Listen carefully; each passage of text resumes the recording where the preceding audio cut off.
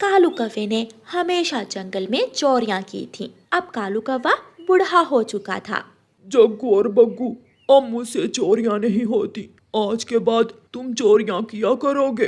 कर लेंगे मेरे बेटे भी चोरियां, अभी तो वो छोटे हैं। दोनों जवान हो गए हैं, अब मुझसे नहीं होगा ये सब। अच्छा अच्छा, जाओ आज तो चोरी करके लाओ, कल से मेरे दोनों बेटे चले जाया करेंगे चोरी करने। कालू कौवा अपनी लाठी उठाता है और मुंह पर कपड़ा डालकर अपने घर से निकलता है। वो बूढ़ा हो चुका था, अब उसे इतना तेज उड़ा भी नहीं जाता था। वो रास्ते में एक जगह बैठकर सांस लेता है। अब इस उम्र में भी मेरा परिवार मुझसे चोरियां करवाता है। एक दो चोरियां करने के बाद मैं छोड़ दूंगा, मैं सब छोड़ दूंगा। कालू कौवा जब भी घर से चोरी करने निकलता, वो खुद से ऐसे कहता था। वो फिर से उड़ता है और उड़ते उड़ते तोते के घर पहुंच जाता है। तोता अपने घर में सोया हुआ था। कालू कौवा चुपके से अलमारी खोलता है और अलमारी से तोते की पत्नी का सोने का हार चुराकर भागने ही वाला था कि कांच का गिलास गिर जाता है। कौवा डर जाता है, तोता भी उड़ जाता है। कौन हो तुम? मुंह से कपड़ा हटाओ वरना लाठी सर पर दे मारूंगा। भूत, मैं भूत हूँ। ऐसे कहते हुए कालू कौवा खिड़की के रास्ते भागता है। तोता बहुत तेज उड़ता था, वो भी लाठी लेकर कालू के पीछे ही उड़ता है। थोड़ी ही दूर जाकर तोता कालू कौवे को गिरा लेता है और लाठी से वार करता है। लाठी सीधी कौवे के सर पर लगती है और कौवा वहीं मर जाता है। तोता कौवे के मुंह से कपड़ा हटाता है। ये तो कालू कौवा है, इसका मतलब जंगल में सारी चोरियां ये कालू कौवा ही करता था। सुबह हो जाती है। गोरी कौवी की जब आंख खुलती है तो खिड़की के सुराख से रोशनी सीधी आ रही थी। गौरी जल्दी से पलटकर अपने पति के घोंसले की तरफ देखती है। ये कालू अभी तक नहीं आया, वो तो हमेशा चोरी करके रातों रात घर लौट आता है। गौरी ऊंची आवाज से चिल्लाती है, जग्गू बग्गू जल्दी उठो, तुम्हारे पिताजी अभी तक नहीं आए, बाहर जाओ और अपने पिताजी की खबर लो। जग्गू और बग्गू उठ जाते हैं। क्या है माँ, सोने भी नहीं देती हो? पिताजी हमें कौन सा बता कर गए थे कि वो कहाँ चोरी करने जा रहे हैं? हम कहाँ जाकर ढूंढे पिताजी को? बेशर्मो, वो तुम्हारे भविष्य के लिए ही रातों को जाग जाकर चोरियां करता है। बाहर जाओ और किसी से पूछो जाकर। दोनों भाई जग्गू और बग्गू अपने घर से निकलते हैं। थोड़ी ही दूर उन्हें एक जगह पक्षी इकट्ठे हुए नजर आ जाते हैं। जग्गू और बग्गू वहां जाते हैं। वो आगे इसके दोनों बेटे। चाचा जी, क्या हुआ है? यहाँ कौन है? तुम्हारा पिता कालू कौवा रात चोरी करते पकड़ा गया था और तोते ने लाठी मारकर इसे मार दिया है। बग्गू, पिताजी तो गए काम से, अब चोरियां हमें ही करना होगी। चाचा जी, हमें कुछ मत कहना, हमारा पिताजी की चोरियों से कोई लेना देना नहीं है, हम तो चले। दोनों भाई वापिस घर चले जाते हैं। माँ, पिताजी ने कहा था ना कि आज वो आखिरी चोरी करेगा, वही हुआ, पिताजी मर गया है। ये सुनकर गौरी कौवी शोर मचाने लगती है। जग्गू बग्गू, ये तुम क्या कह रहे हो? कहाँ है तुम्हारा पिता? माँ, तोते ने लाठी मारकर मार दिया। सब पक्षी वहाँ इकट्ठे थे, हम तो बहुत मुश्किल से जान बचा कर आए हैं। कालू, तू चला गया तो मुझे अकेली छोड़कर चला गया। अगर मुझे पहले मालूम होता तो मैं कल शाम तुम्हें कभी घर से ना जाने देती। गौरी कौवी ऐसे रोती रहती है। दोनों भाई नदी किनारे बैठे हुए थे। बग्गू भाई, पिताजी ने जो कमाया है वो माँ के पास है, लेकिन अब माँ से जायदाद हमें कौन लेकर देगा? जब तक माँ जिंदा है तब तक तो हमें कुछ मिलने वाला नहीं है। हाँ, अगर पिताजी की तरह माँ भी किसी तरह मर जाए तो फिर बात बन सकती है। मेरे पास उपाय है, हम दोनों किसी तरह माँ को भी मार देते हैं और फिर पिताजी की सारी उम्र की बेईमानी और चोरी की कमाई आपस में बांट लेंगे। वो कहते हैं ना कि अगर संतान को हराम की कमाई खिलाओगे तो संतान भी गंदी ही निकलेगी। वही हुआ। दोनों भाई माँ को मारने का प्लान बनाकर घर जाते हैं। माँ तो घर नहीं है। जग्गू ऐसे कहता है। उनकी माँ गोरी कव्वी घर की छत पर बैठी हुई थी। वो जग्गू और बग्गू की बातें सुन रही थी। मैं किसी तरह माँ को वीरान जंगल में ले जाऊंगा, माँ को उसकी पसंद की चीजें खिलाऊंगा और फिर तुम वहाँ आ जाना, हम दोनों माँ को मार देंगे। जग्गू जग्गू ऐसा करना, जब माँ को मिठाई खिलाओ तो मिठाई में जहर मिला देना। लड्डू, माँ को लड्डू बहुत पसंद है, मैं लड्डुओं में जहर मिला दूंगा और फिर सारी जायदाद हमारी होगी। गौरी कव्वी भागी भागी रानो चिड़िया के पास जाती है और रानो चिड़िया को सारी बात बताती है। गौरी, अगर आज बच गई तो कल मरोगी। तुमने और तुम्हारे पति कालू कव्वे ने बच्चों को हराम की कमाई खिलाई है, इसलिए उनसे बचने का यही रास्ता है कि किसी तरह दोनों को जेल भेज दो। रानो चिड़िया गौरी कव्वी के कान में उपाय बताती है और गौरी कव्वी अपने घर चली जाती है। दोनों बेटे जग्गू और बग्गू सोए हुए थे। गौरी भी डरते डरते अपने घोंसले में लेट जाती है। वो रात गौरी कव्वी जाग कर गुजारती है। दूसरे दिन सुबह सवेरे ही जग्गू बड़ा बेटा अपनी माँ से कहता है, माँ माँ चलो, आज मैं तुम्हें दूसरे जंगल लेकर जाता हूँ। नहीं नहीं बेटा, मैं घर में ही ठीक हूँ। माँ, हम शाम तक लौट कर आ जाएंगे। जग्गू अपनी माँ गौरी कव्वी को साथ ले जाता है। रास्ते में वो पानी पूरी की रेहड़ी पर रुकते हैं। माँ, पानी पूरी खाओ, ये बहुत स्वादिष्ट है। जग्गू बेटा चलो अब घर चलें। माँ, अभी तो मैंने तुझे जलेबी खिलानी है, फिर समोसा और फिर बाद में लड्डू लेकर दूंगा। जग्गू कौवा अपनी माँ को पानी पूरी खिलाता है और फिर मिठाई की दुकान पर ले जाता है। उसे जलेबी लेकर देता है। गौरी कव्वी जलेबी खा लेती है। माँ, अब चलो, थोड़ी दूर समोसे की दुकान है, वहाँ से जाकर हम समोसा खाते हैं। जग्गू कौवा अपनी माँ को समोसे की दुकान पर ले जाता है। गौरी समोसा भी खा लेती है। माँ, अब मैं तुम्हें लड्डू खिलाऊंगा। बेटा, मैं भी लड्डू खाने वाली नहीं हूँ। जग्गू अपनी माँ को लड्डू लेकर देता है। जग्गू कौवा थोड़ी दूर जाकर लड्डू के ऊपर जहर डाल देता है और अपनी माँ से कहता है, माँ माँ, लो लड्डू खा लो। बेटा, पहले मुझे एक गिलास पानी ला कर दो। जग्गू कौवा कूलर से पानी डालने जाता है तो उसकी माँ गौरी कव्वी लड्डू झाड़ी में फेंक देती है। माँ, कहाँ गए लड्डू? मैंने दोनों लड्डू ही खा लिए हैं। गौरी पानी पीती है। माँ, अब चलें, जल्दी चलें। जग्गू कौवा अपनी माँ को लेकर उड़ता है। थोड़ी दूर जाकर गौरी कव्वी नाटक करती है और गिर जाती है। बेटा जग्गू, मेरा दिल घबरा रहा है। गौरी कव्वी अपनी आंखें बंद कर लेती है। माँ तो गई, अब हुई राह साफ। अब माँ पिताजी की सारी हराम की कमाई हम आपस में बांट लेंगे। जग्गू जल्दी से घर जाता है। जग्गू जग्गू, माँ का क्या बना? माँ भी वहाँ गई जहाँ पिताजी को तोते चाचा ने पहुँचाया था। फिर दोनों भाई अपनी माँ की अलमारी खोलकर सारी दौलत निकाल कर रख लेते हैं और आपस में बांटने लगते हैं। दरवाजा जोर से खुलता है और गौरी कव्वी पुलिस को लेकर आ जाती है।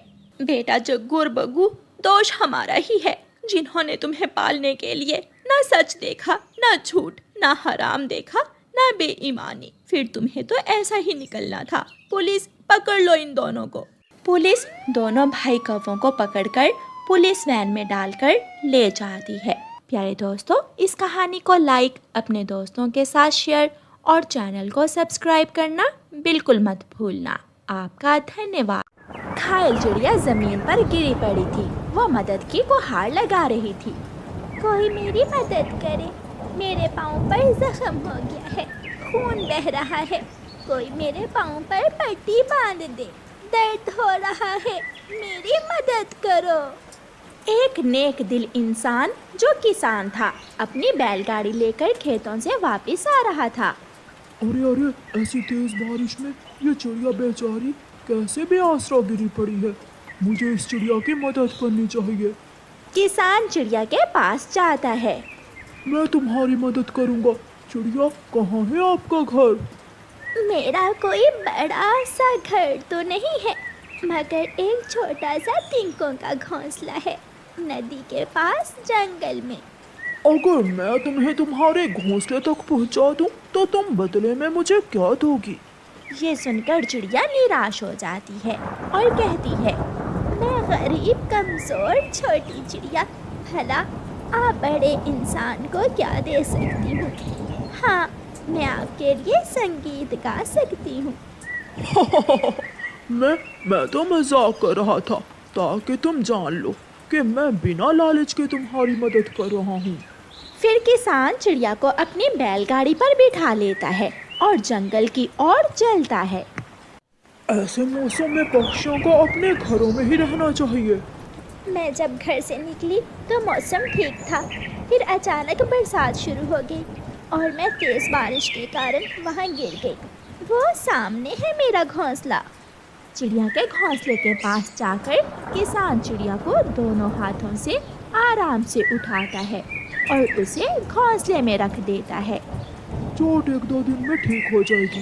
अब मैं जाता हूँ। मैं आपकी ये नेकी हमेशा याद रखूंगी जो आपने बिना किसी लालच के की। हाँ, ये तो है, कोई लालच नहीं, मुझे कोई लालच नहीं था। किसान अपनी राह लेता है और चिड़िया वहाँ बैठकर अपने किसी दोस्त का इंतजार करने लगती है। कालू जी, चाय बन गई है, जाओ अब जल्दी से गरम गरम पकोड़े ले आओ। बारिश में चाय पकोड़ा खाने का तो अपना ही मजा है।